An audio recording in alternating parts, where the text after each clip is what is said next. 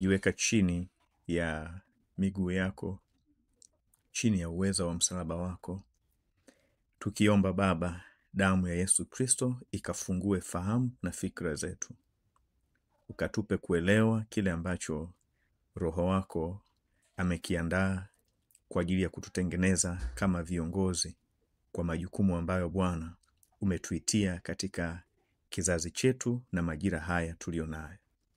Tusaidie Mwenyezi Mungu. Tupe usikivu wa ndani, Bwana mabwana.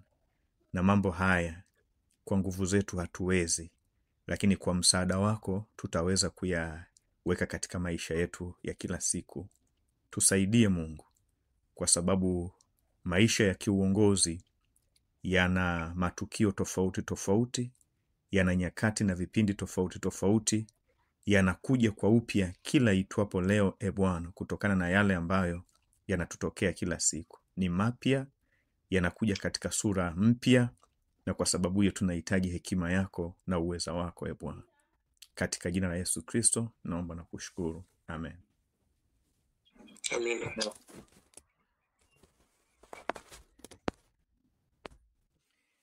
Yes, sasa tuna somo letu kama jinsi ambavyo linasema ushawishi wa Roho Mtakatifu katika maisha ya kiongozi. Na teksi yetu tuliokuwa tunakwenda nayo ni kitabu kile cha Luka sura ya 4 mstari wa 1 mpaka ule wa 13, ambapo kimsingi pale tunaona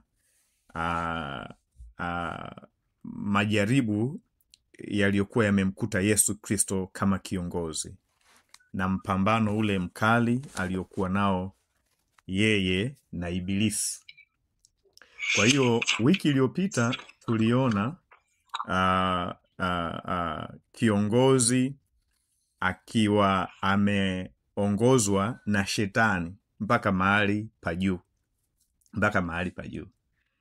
Na leo tunaona sehemu ya pili, muendelezo huo tu, kwamba kiongozi anaongozwa na shetani, lakini mpaka kwenye kilima kwenye kilele cha kinara, juu ya kinara cha hekalu, juu ya kinara cha hekalu. Anasema pale ule mstari wa 9 mpaka wa 11, kama mtu anaweza akanisomea pale.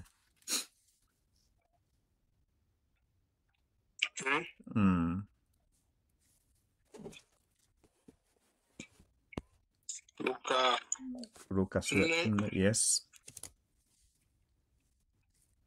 Mstari wa 9 hadi wa 11 anasema hivi. Akamuongoza mpaka Yerusalemu, akamweka juu ya kinara cha hekalu. Akamwambia, ukiwa wewe ndiye mwana wa Mungu, jitupe chini.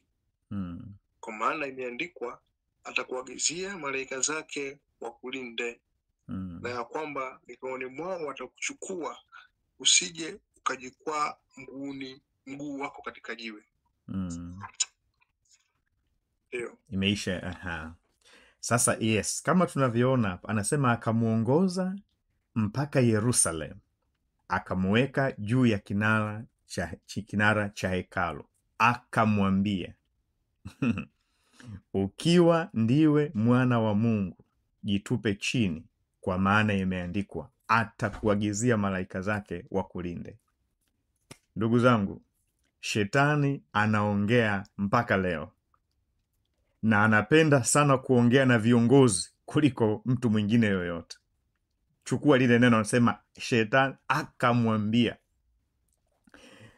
Sasa nilikuwa na tafakari kwamba shetani alimtoa Yesu jangwani. Manake kumbuka, shetani alikuwa Yesu alikuwa jangwani, aliongozwa kule, alipelekwa na Roho Mtakatifu jangwani.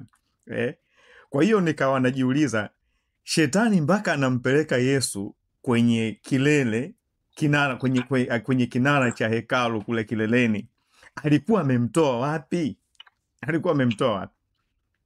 Lakini unaona kabisa kwamba shetani alimtoa Yesu jangwani mpaka Yerusalemu. Na hili jangwa hili wataalamu wanaliita jangwa la Yudea, au wanaita Judean Desert. Karibu na Yeriko, pia ni karibu na Dead Sea, ile bahari mfu.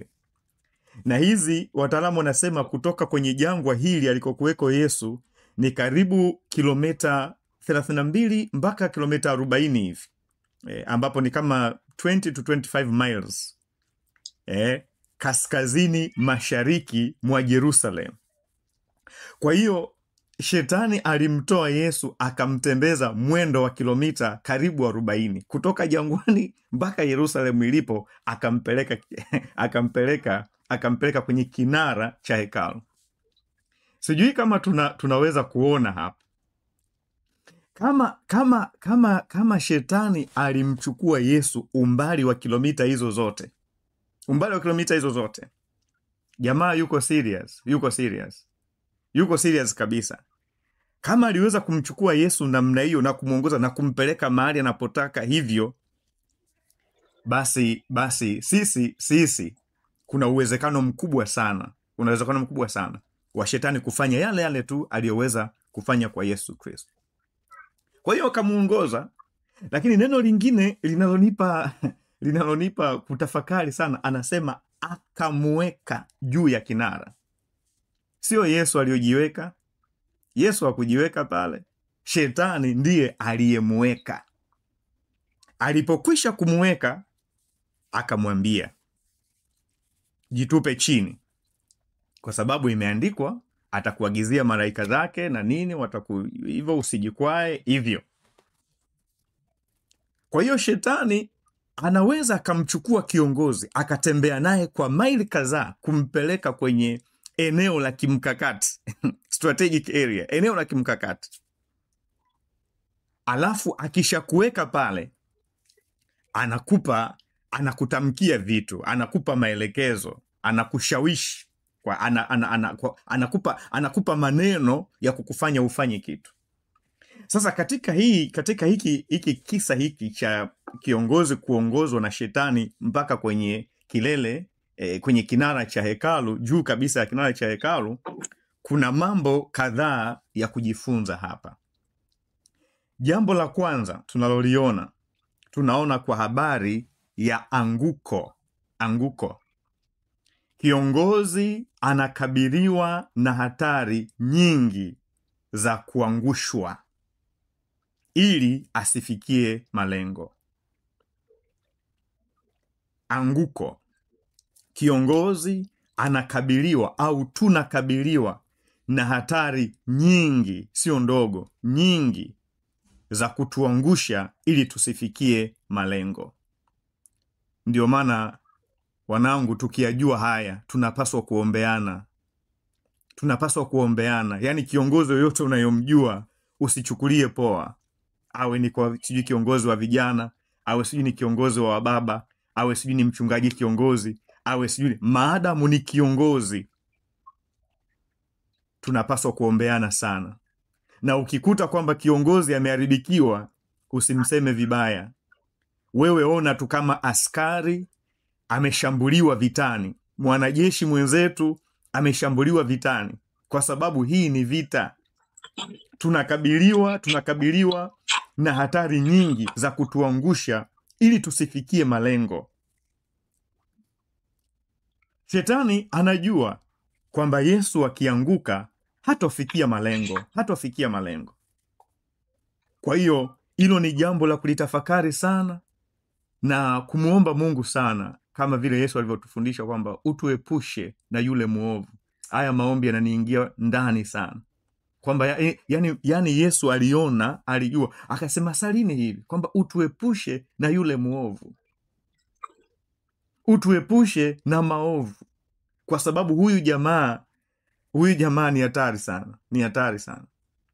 Hatuwezi kufikia malengo, yawe ya kifamilia, yawe ni ya kikundi, yawe ni ya kanisa, kwa sababu hivyo yani anapambana kutupa anguko. Tunakabiliwa na hatari nyingi za kutuangusha ili tusifikie malengo. Lakini jambo la pili, kishindo cha anguko. Jambo la pili ni kishindo cha anguko. Shetani anampeleka Yesu kama kiongozi juu ya kinara cha hekalu, juu kabisa ya kinara cha hekalu, na kumshawishi kujitupa,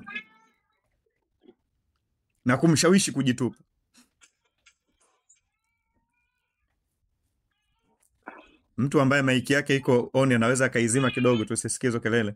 Shetani anampeleka Yesu juu kabisa kama kiongozi kumshawishi kujitupa, na anamshawishi kujitupa.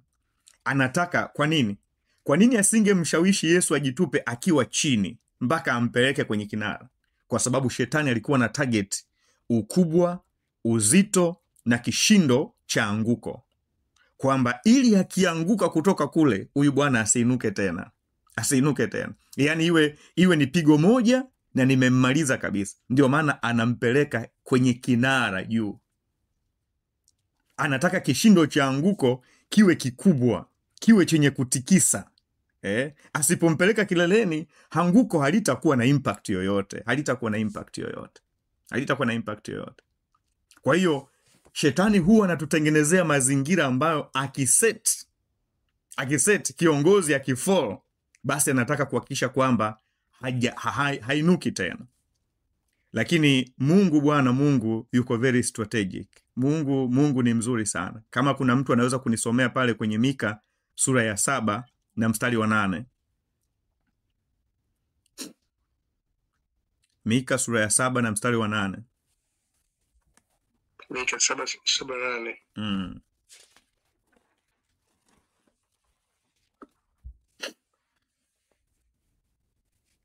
Usifurahi juu yangu, adui yangu. Niangukapo nitasimama tena. Nikaapo gizani, Bwana atakuwa nuru yangu. Yani Mungu bado ametuwekea mlango wa kutoka, hata pale ambapo ikitokea kwamba shetani amekupiga ngumi, akakupiga ngumi ya shavu, ukapata hiyo knockout, ukaanguka, lakini Mungu anasema kwenye neno lake, usifurahi adui yangu, mimi nijapoanguka nitasimama tena. Hata ukinisukuma nikaenda gizani, bado Bwana atakuwa nuru yangu. Kwa hiyo iko faraja kwa viongozi au kwa watu ambao kwa bahati mbaya wamejeruhiwa na shetani, kwa sababu haya majeraha kiongozi yoyote anaweza kuyapata at any given point of time. Hakuna mtu ambaye anaweza kusema chochote hapa. Yani unaweza ukapigwa huu mkuki wakati wowote, lakini Mungu anachotaka sio umepigwa mkuki ukakaa hapo ukainama hapo ukaishia hapo. Hapana. Kuna nguvu nyingine ya kutuinua tena ili tufikie yale malengo ambayo Mungu wetu ametaka tuyafikie. Hata tutakaposukumwa kuingia kwenye giza, Bwana atabaki kuwa nuru yetu. Jambo la 3 tunalojifunza hapo ni hali ya kutumia hiari vibaya. Matumizi ya hiari, unaweza ukasema hivi, matumizi ya hiari. Kila kiongozi Mungu amempa hiari, lakini shetani anapokuja anamshawishi kiongozi kutumia hiari yake vibaya kama kiongozi. Unajua, huwezi kumtolea Mungu isipokuwa Mungu amekupa hiari ya kufanya hivi. Huwezi kumtumikia isipokuwa Mungu amekupa hiari ya kufanya hivi. Huwezi kutukana matusi isipokuwa umetumia hiari yako ya kutukana. Huwezi kufanya kiburi isipokuwa umetumia hiari yako ya kuonyesha kiburi au dharau. Kwa hiyo shetani huwa anakaa karibu na viongozi sana ili kuwashawishi waitumie hiari waliopewa na Mungu, si katika kumpendeza Mungu, lakini waitumie hiari yao vibaya. Anataka tutumie hiari yetu kama viongozi kwa hasara zetu wenyewe, au tutumie hizo hiari kwa manufaa yake yeye shetani. Tumia hiari yako lakini kwa hasara yako. Tumia hiari yako lakini kwa kumnufaisha shetani. Lakini hataki Mungu anufaike na hiari zetu. Sasa shetani anajua kiongozi analindwa na malaika wa Mungu. Ndio maana akasema pale, jitupe chini, kwa sababu imeandikwa atakuagizia malaika. Yani that much he knows. Na hii tunapaswa kujua kabisa kwamba yani tunapokuwa viongozi kwenye nafasi Mungu alizotuweka, ulinzi wa Mungu ni 100%, no doubt. Ni kama vile serikali tu imeiga tu kutoka kwenye ufalme wa Mungu. Yani rais atakapotangazwa tu pale kwamba ndio mteule, vitu vyote vina change. Atapewa sijui ulinzi, atapewa nini. Na Mungu anapokuweka kwenye nafasi yake kwa makusudi yake, I'm telling you, labda wewe tu ujidharau na usione hicho lakini everything changes. Atahakikisha malaika wapo wa kukuongoza, wa kukulinda, wa kukufanya uwe na hofu yake na nini hivyo. Kwa hiyo hakuna namna ambavyo shetani atampata kiongozi au atampata mtu isipokuwa amemfanya huyo mtu kutumia hiari yake kujimaliza yeye mwenyewe. Ndio maana anamwambia Yesu, jitupe chini wewe mwenyewe, tumia hiari yako, jitupe chini. Kwani shetani alishindwa kumsukuma Yesu kutoka kule kileleni alafu aone nguvu za Mungu zikoje? Kwa sababu kama angemsukuma, yani angeshangaa, Mungu angeact mara moja. Kwa nini asingemsukuma? Anamlazimisha, anamwambia jitupe chini, kwa sababu alikuwa anamtaka Yesu atumie hiari yake vibaya. Kama nilivyosema, una hiari ya kusema uongo, una hiari ya kutukana, una hiari ya kufunga, una hiari ya kuomba, una hiari ya kutokusoma neno la Mungu, una hiari ya kuzini. Kwa hiyo namwambia tumia hiari yako kwenda kuzini, tumia hiari yako kutokuomba, tumia hiari yako kujitupa chini. Manake namwambia fanya tukio litakalokuletea madhara, fanya kwa hiari yako. Maana unajua ukitumia hiari yako, Mungu hana namna tena ya kukulinda, kwa sababu wewe umetumia hiari yako. Kwa hiyo anakulindaje? Anakulindaje? Kwa sababu umetumia hiari yako. Ndio maana Daniel hakutumia hiari yake yeye kwenda kwenye tundu la simba. Ni watu walimpeleka kwenye tundu la simba, na Mungu alivyoona vile akasema akamuagizia malaika zake. Ndio maana wakati mfalme anamwambia Daniel, Mungu wako amekuokoa na simba hawa wakali. Daniel alimwambia kitu kimoja, anamwambia Mungu ametuma malaika wake kwa sababu ameniona mimi mtumishi wake sina hatia. Kwa hiyo ndugu zangu, unapokuwa kiongozi na unayojitambua katika nafasi Mungu aliyokuweka watu watapambana tu na malaika za Bwana. Hata wangefanya nini, Mungu hawezi kukubali. Hawezi. Ndio maana Mungu aliwaambia wana wa Israeli, na mtuma malaika mbele yenu, msimtie kisirani. Kwa sababu malaika yupo kusimamia mapenzi ya Mungu kwa mtu. Ukiacha kuyatenda mapenzi ya Mungu, malaika hawezi kuwa upande wako. Lakini kama unasimamia ajenda za Mungu, malaika siku zote will fight for you. Watu watakuja, watapanga hivi na hivi, lakini watashangaa. Jambo la 4 tunalojifunza hapa ni kutowajibika katika kujilinda. Hali ya kuwajibika katika kujilinda inaondolewa kabisa na adui. Shetani hataki kiongozi awajibike katika kujilinda. Shetani anamtaka Yesu kama kiongozi kutotimiza wajibu wake wa kujilinda kwa kisingizio kwamba Mungu atamlinda, Mungu atamuagizia malaika. Kwa sababu kama nilivyosema, ukishaamua kujidhuru, sasa Mungu ana nafasi gani ya kukulinda tena? Kwa hiyo shetani anapomwambia Yesu jitupe chini, anamuondolea hali ya kuwajibika kibinafsi. Yusufu aliwajibika kibinafsi, pamoja na kwamba ulinzi wa Mungu ulikuwepo, lakini aliwajibika yeye kukimbia zinaa. Aliwajibika kukataa zinaa. Alikimbia. Aliwajibika. Hakusema tu kwamba mimi nakwenda kwa sababu nina nguvu za Mungu, kwa sababu Mungu ananilinda, kwa hiyo nitakwenda tu, mtakaa tu na huyu mama. Hapana, aliwajibika, akakimbia. Akasema mahali hapa hapanifai tena, kigrupu hiki hakinifai tena, aina hii ya watu hainifai tena, akakimbia. Adam na Hawa walitumia hiari yao vibaya kama viongozi, na kilichowakuta kimeleta athari mpaka kwetu nyakati hizi za leo. Walitumia hiari yao vibaya. Hata ukimwangalia Petro, Luka sura 22 mstari wa 33, Yesu anamwambia kabisa kwamba shetani anataka kuwapepeta ninyi kama ngano na ninyi. Kwa hiyo wajibika Peter, wajibika. Yeye anasema Bwana anajilinganisha na wenzake, watakapokuacha wote, mimi ikibidi kufa mtakufa na wewe. Anajimwamba fai. Anajimwamba fai. Asichukue caution, asichukue responsibility ya kujilinda na kupambana. Yesu akamwambia okay. Lakini tunafahamu wote nini kilichokuja kutokea. Kwa hiyo kama viongozi tuna hatari nyingi sana.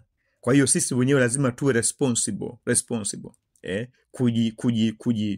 Kuwajibika na kujilinda, pamoja na kwamba ulinzi wa Mungu uko pamoja na sisi. Wewe chukulia kwa mfano rais akiamua yeye mwenyewe kuchukua bastola kujipiga risasi, walinzi wake wataweza kumsaidia nini? Kwa sababu yeye mwenyewe kashaamua hiari yake ile, hawajibiki tena kujilinda. Walinzi wakamwambia usiende huku, yeye akaamua kwenda huko. Hawajibiki tena, hachukui jitihada za kibinafsi. Pamoja na kwamba una walinzi, lakini na wewe lazima ufanye nini? Una sehemu yako ya kufanya. Jambo la 5, shetani huharibu uwezo wa kiongozi wa kujitawala. Anamwambia Yesu, jitupe chini. Manake anamuondolea Yesu uwezo wa kujitawala na kujiamulia. Kwa hiyo anamuingizia nguvu ya maneno ya kiushawishi kwamba jitupe chini. Sasa kwa nini nijitupe? Nikijitupa, nani ananufaika na kujitupa kwangu huko chini? Nani ananufaika? Kiongozi, ndugu zangu, anahitaji nguvu ya kujitawala kutoka kwenye nguvu ya maneno yanayotoka kwa watu, au yanayotoka kwa shetani kupitia watu, au yanayotoka kwa shetani mwenyewe. Kwa sababu maneno hayo yanatoka kwa shetani kwenda kwa Yesu, kumtaka Yesu afanye jambo au afanye maamuzi yatakayomletea madhara. Jitupe chini. Kwa nini nijitupe chini? Nini matokeo ya kujitupa chini? Nani ananufaika na kujitupa chini kwangu? Jitupe chini maana yake fanya jambo la kujidhuru kwa msukumo usio wa kimungu, kwa ushawishi wa watu au ushawishi wa shetani. Unafanya jambo la kujidhuru kwa sababu umesukumwa na watu. Umepoteza uwezo wako kabisa wa kujitawala. Umepoteza. Huwa natafakari sana kwenye kile kisa cha wakina Kora pale kwenye Hesabu sura ya 14-13 pale. Biblia inasema wakina Kora waliwashawishi viongozi wenye vyeo wazito ili wasimame kinyume na Musa. Najiuliza, uwezo wa kujitawala wa hawa viongozi wengine ulikuwa wapi? Kiasi kwamba wasiweze kuchuja maneno, wasiweze kuchekecha, wasiweze kumfuata Musa na kumuuliza na kuzungumza. Kwa nini walishindwa kujitawala mpaka wakakubali tu kusukumwa na maneno ya watu wengine, wakaingia kwenye ule uasi? Ndio nachokiona hapa. Jitupe chini. Kuna viongozi wengi sana leo hii wamejitupa chini. Wakajidhuru wao wenyewe wakifikiri kwamba labda ndio wanafanya mapenzi ya Mungu. Viongozi wengi sana wamejitupa chini kwa sababu tu wamepata pressure ya maneno ya shetani kupitia kwa watu. Kwamba wewe fanya hivi bwana. Wewe fanya hivi bwana. Wewe fanya hivi bwana. Kwa hiyo wakajikuta kwamba wamepoteza uwezo wao wa kujitawala.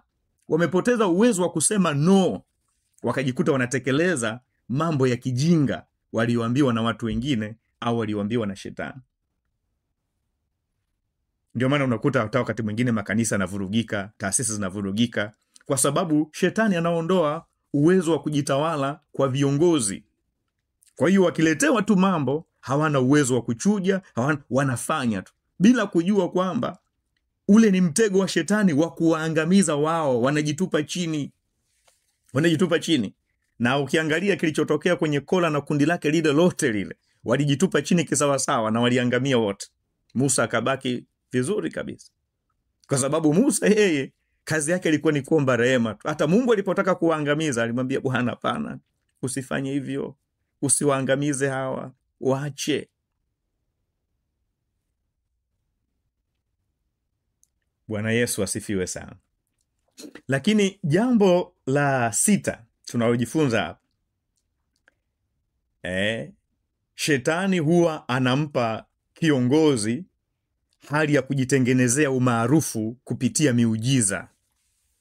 Mungu anapokuita kama kiongozi, anakupa na nguvu, anakupa na neema ya kufanya mambo. Utaombea wagonjwa, watapona, utafanya hiki na kile kwa utukufu wake. Lakini shetani anakuwa karibu sana na viongozi ili kumtaka kiongozi kuweka imani katika muujiza kuliko kuweka imani kwa Mungu mwenyewe au katika mapenzi ya Mungu. Kwa sababu ndugu zangu, muujiza wowote ni lazima moja, umpe Mungu utukufu. Muujiza usiompa Mungu utukufu, muujiza unaompa mhubiri au kiongozi umaarufu na utukufu, huwa hapana. Muujiza wowote lazima umfunue Yesu, watu wamuone Yesu kwenye huo muujiza, wasimuone kiongozi au mhubiri, hapana. 2, muujiza wowote lazima uwafanye wale waliouona muujiza wamuamini Mungu na sio kiongozi. Ukiona muujiza unafanyika alafu watu wanaweka imani kubwa kwa kiongozi, nataka kupata mashaka sana kama huo muujiza umetoka kwa Mungu au namna gani. Kwa sababu muujiza wowote unapofanyika, lengo lake ni muujiza wa kimungu, lengo lake ni kuwafanya watu wamuamini Yesu, wauone ukuu wa Mungu na sio wamuone kiongozi. Lakini shetani hapa anamwambia Yesu, jitupe chini, na atakuagizia malaika zake. Yani ni kama anamtaka Yesu afanye show off, kwamba mnaona mimi nina Mungu, mimi nina nguvu za Mungu, Mungu ameniagizia malaika mingi, ndio maana amenidaka. So what? Mungu anatukuzwa vipi? Mungu anainuliwa vipi? Mungu anaheshimiwa vipi? Jitupe chini. Yani anamjaza masifa ya kimeujiza. Umeona? Masifa ya kimeujiza. Viongozi leo hii tumejawa masifa, utafikiri sisi kwa nguvu zetu ndio tunafanya mambo yafanyike. Mungu haonekani tena kwenye yale tunayoyatenda kama viongozi. Watu wanatuona sisi, wanatusifia sisi, wanatuinua sisi, kwa hiyo majina yetu sisi yanafunika jina la Mungu, yanafunika ukuu wa Mungu, na hata wale wanaotufuata hawamuoni Mungu tena. Unashangaa mtu anasifika kwa kiongozi, anasifika kwa miujiza, lakini watu wanaowaongoza hawakiri wokovu. Watu wanaowaongoza hawana toba ya kweli inayowageuza maisha yao, hawana. Mtu anakuja anapokea muujiza, anabaki ni mpagani yule yule. Huo muujiza mimi na mashaka kwamba kweli kama umetoka kwa Mungu, na mashaka. Na hiki ndicho anachokitaka shetani. Anamwambia Yesu, mbwembwe zile, jitupe chini, hebu fanya hiyo show off. Lakini swala, tunapopewa uongozi sio maswala ya show off. Tunapopewa uongozi, kazi yetu ni kumtafutia Mungu utukufu na si vinginevyo. Kazi yetu ni kumtafutia Mungu heshima. Ndio maana waangalie wanasiasa.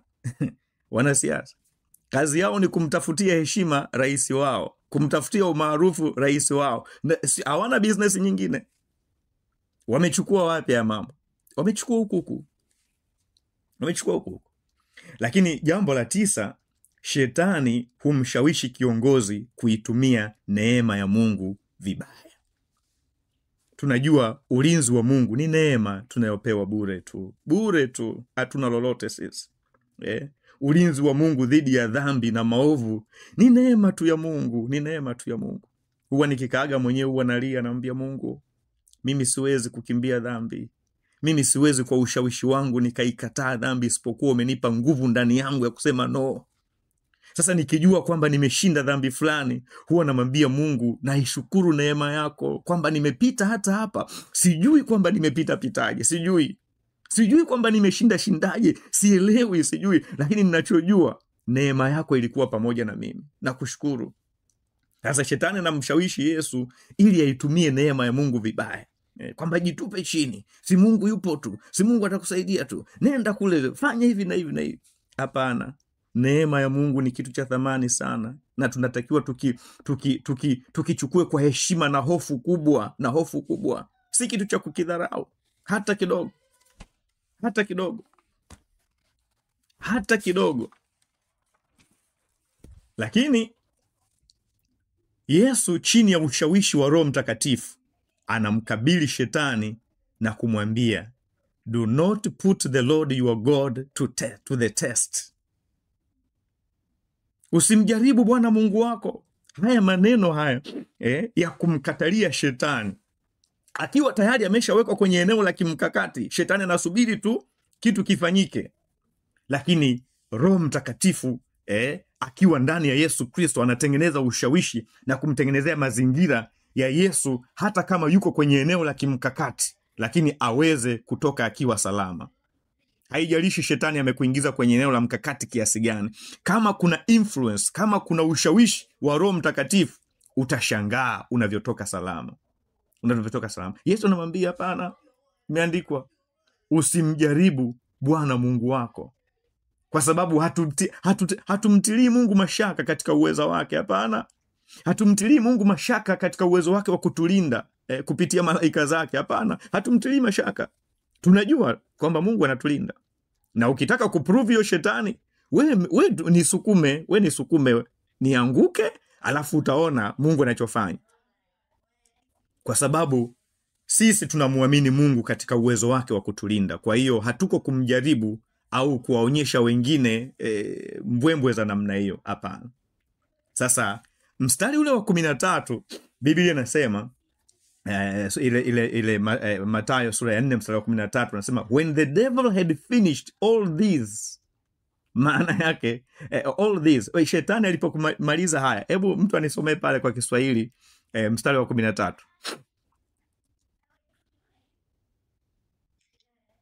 Luka 4:13.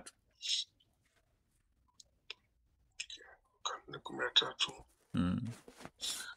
Anasema, basi alipomaliza kila jaribu Ibilisi, kila jaribu Ibilisi akamwacha, akaenda zake kwa muda. Mwisho when the devil had finished all this, maana yake alikuwa na package ya mambo. Kama hayajaisha hayo, hajamuacha Yesu bado. Kwa hiyo mpaka package ile ilipokuwa imekwisha, anasema akamuacha kwa kitambo, akaondoka. Lakini hapa kwa Kiingereza anasema he left him until an opportune time. An opportune time. Maana yake ni kama mazingira haya hayajakaa sawa, ndio maana ameshindwa kumnasa. Kwa hiyo anaondoka mpaka atakapopata mazingira rafiki ya kumporomosha, mpaka atakapopata fursa itakayomuingiza Yesu kwenye mtego. Kwa hiyo anamtafutia mazingira yanayofaa kumporomosha Yesu kama kiongozi. Wanangu, Mungu atusaidie sana. Kama tulishinda jana, haimaanishi tutashinda leo. Kama tumeshinda leo, haimaanishi kama tutashinda kesho. Ushindi dhidi ya dhambi na dhidi ya shetani ni mpya kila leo, kwa sababu anakuja na tekniki mpya kila leo. Yaani akikushindwa kwenye level hii, atakuacha, lakini atakwenda kutafuta mazingira rafiki ya kukuporomosha kwenye mpango mwingine. Kwa hiyo anapanga mikakati mipya kila leo kuhakikisha kwamba ametuangusha sisi kama viongozi. Nikifika hapo huwa namlilia Mungu sana. Mbia mimi sijui mitego ya shetani ikoje. Sijui, nisaidie tu katika udhaifu wangu. saidia. Anaweza kuja mtu kama mwema, lakini kumbe anatumika. Sina uwezo wa kumfahamu mimi au kupambanua mwenyewe, isipokuwa Roho Mtakatifu umenisaidia katika ushawishi wako na kunitoa katika mitego ya namna hiyo. Ndio maana Daudi alilia sana kwamba amenitegea wavu katika njia ili wainase miguu yangu. Wamenichimbia mashimo. Kiongozi anakabiliwa na hatari zote. Shetani ni mtu asiyekata tamaa. Akikushindwa kwa hapa, ataondoka, lakini atakuja na mbinu nyingine. Akikushindwa, atakuja na mbinu nyingine. Sasa tunaona baada ya Yesu kushinda hayo mazingira yote hiyo training ground, hiyo training camp, Yesu anarudi Galilaya sasa. Anarudi Galilaya. Biblia inasema in the power of the Spirit. Kumbuka kule mwanzo kabisa tulipoanza safari yetu, Biblia inasema Yesu alijawa na Roho Mtakatifu. Lakini hapa kwenye mistari ile ya 14 na ya 15 anasema Yesu anaporudi Galilaya anarudi in the power.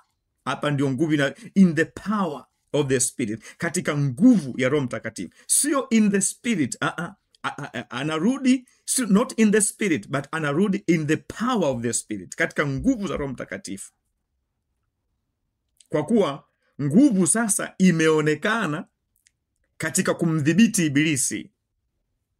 Wakati ule alikuwa na Roho Mtakatifu, hapa nguvu imedhihirika katika kumdhibiti Ibilisi. Ndio maana nilikuambia kwamba unajazwa Roho Mtakatifu ili iweje? Ukae tu kanisani useme nimejazwa Roho Mtakatifu, lengo mojawapo la Mkristo au kiongozi kujazwa Roho Mtakatifu ni ili kudhihirisha nguvu ya Roho Mtakatifu katika kudhibiti dhambi au kumdhibiti Ibilisi.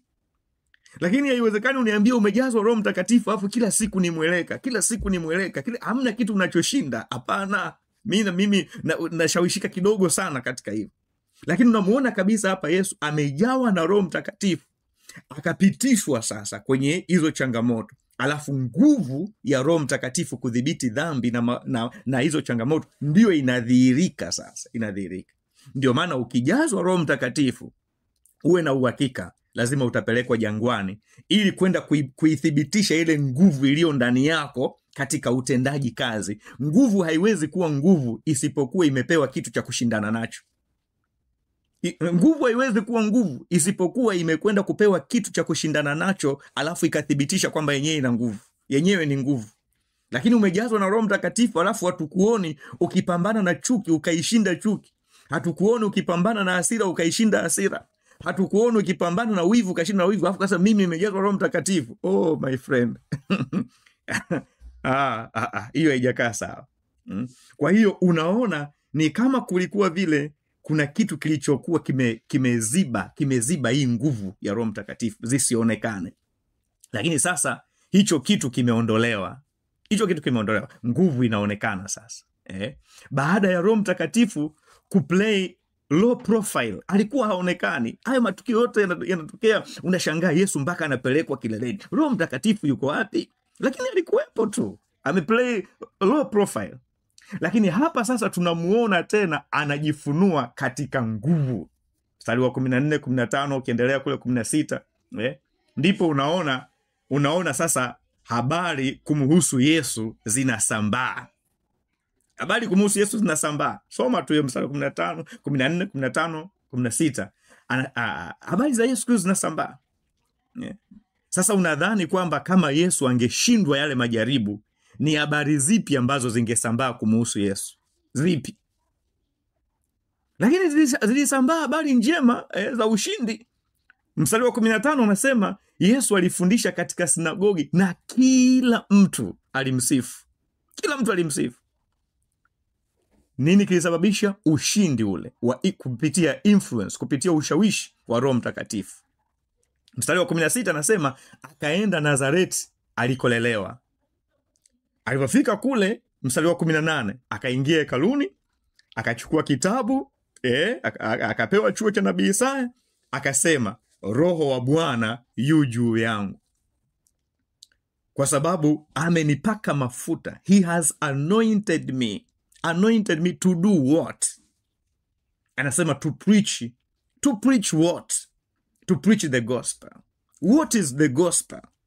Ni good news, habari za kufa, kuteswa, kufa na kufufuka kwa Bwana wetu Yesu Kristo. Unahubiri hizo habari kwa nani? To the poor. Who are the poor? Mambo haya ni matamu sana. Sasa unamuona hapa kiongozi anapewa dhamana ya vitu vya kufanya na Roho Mtakatifu. Anasema Roho wa Bwana yuko juu yangu, amenipaka mafuta. Manake amenipa uwezesho wa kimungu wa kutekeleza wajibu fulani. Huo wajibu ni upi?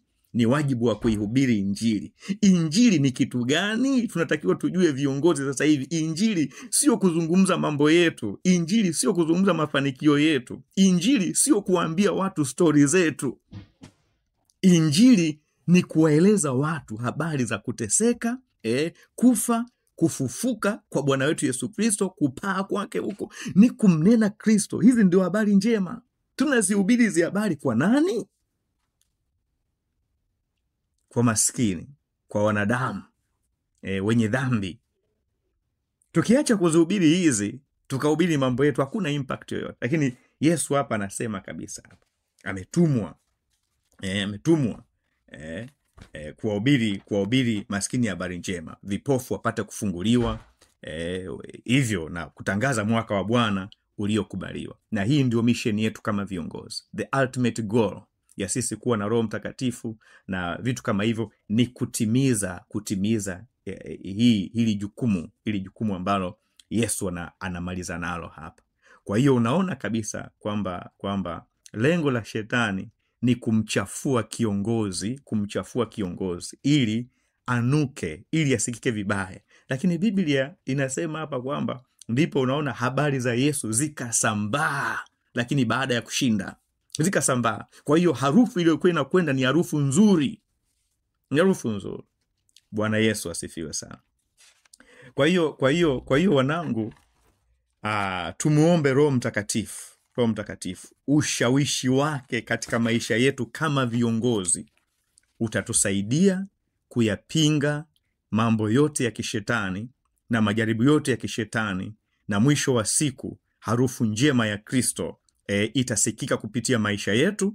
Na kwa sababu hiyo nguvu na uweza wa Roho Mtakatifu utadhihirika, na ukidhihirika utaonekana katika uwezo wetu wa kuihubiri Injili, wa kumnena Yesu Kristo, wa kunena mamlaka yake, wa kuachilia nguvu zake za kiuponyaji kwa watu, na sio bla bla, na sio mambo mengine ambayo hayaeleweki.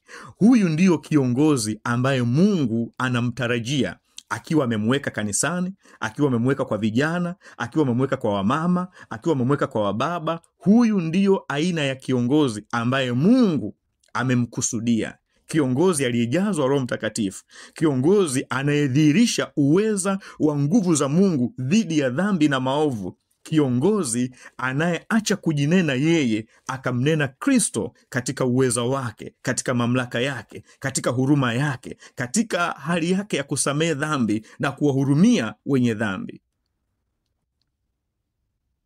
Huyu ndio kiongozi ambaye Mungu anamtarajia, kiongozi mwenye kuleta matokeo, sio kwa sababu ya nguvu yake yeye mwenyewe, lakini kwa sababu ya uweza na mamlaka ya Roho Mtakatifu, ushawishi wa Roho Mtakatifu kwenye maisha ya kiongozi. Maisha yetu kama viongozi yakikosa ushawishi wa Roho Mtakatifu, tutajihubiri wenyewe, tutaacha kumhubiri Yesu Kristo. Tutaishi maisha yasiyokuwa na uadilifu, na bado tutajitanabaisha kwamba sisi ni viongozi. Tutajivunia tu miujiza, umeona, tutamwacha Mungu kama mtenda miujiza. Tutafanya miujiza kama ni kitu cha kutuletea umaarufu sisi, na sio kumletea Mungu heshima na kutambulisha ukuu wake na uaminifu wake. Baba, tusaidie. Roho Mtakatifu, tusaidie, maana wenyewe hatuwezi kujitengeneza kuwa viongozi wale ambao wewe unawahitaji.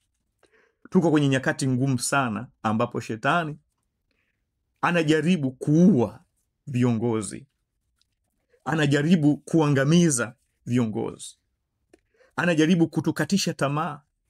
Roho Mtakatifu, tunahitaji ushawishi wako kwenye maisha yetu, ili tuweze kushinda kila jaribu na mtihani ambao unaletwa kwetu kwa ajili ya kutuangusha na kutuangamiza. Tusaidie Bwana kwa unyenyekevu mkubwa. Sisi hatuna nguvu kwenye mawazo yetu, hatuna nguvu ndani yetu Bwana, hatuna chochote Mfalme tunachoweza kujisifia na kujigamba nacho isipokuwa ni neema yako Bwana. Tusaidie tujapoanguka mara kadhaa Bwana, tuinue tena. Ulimuinua Pita, uliwainua wengi Bwana, na wakasimama kwa nguvu ya Roho Mtakatifu wakafanya mambo ya ajabu. Ni dhamu yetu kwenye majira haya na wakati huu, Mungu wetu, usituache Baba wa mbinguni, tuhurumie na tusaidie, in Jesus name, amen. Basi somo langu limeishia hapo, na niliwaahidi kwamba tutafanya tafakari. Tungeanza na tafakari ya somo lililopita. Kwa hiyo nitatoa nafasi, kuwa huru popote utakapotaka kuanzia. Ukitaka kuanzia somo lililopita alafu ukaja hili ni sawa.